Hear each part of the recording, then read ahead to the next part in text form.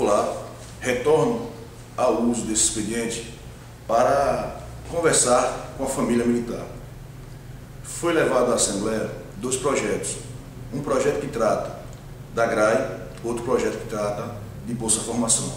E a MESE, de forma oficial, não participou dessas comissões por entender que as demandas lá tratadas não estavam de acordo com o que foi deliberado em Assembleia Geral da categoria, que deixou claro que não queria gratificação e que quer a definição da sua carga horária, com pagamento de horas extras.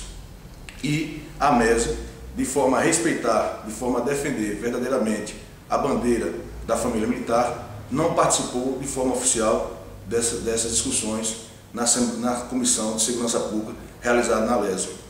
Vou aqui só falar para os irmãos com relação ao Bolsa Formação. O Bolsa Formação foi um mecanismo utilizado para reduzir o pagamento do salário dos aprovados nos próximos certames, nos futuros certames, para ingressar na corporação.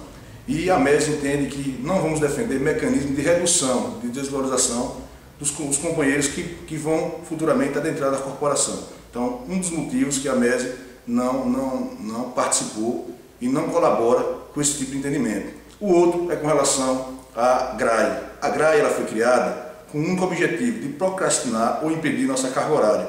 Nós fizemos uma pesquisa no FACSAJU e outra pesquisa no blog da MESE.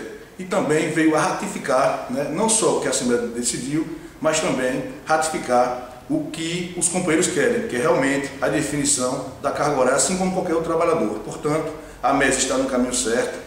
A MESE oficializou no dia de ontem os 24 deputados, pedindo aos mesmos que não votassem nessas matérias que não interessam à família militar. E nesse momento eu só quero agradecer a vocês pela confiança, aqueles que estão vindo para a MESE, aqueles que não vieram ainda, que façam uma reflexão e percebam que a MESE verdadeiramente defende a bandeira de luta da família militar.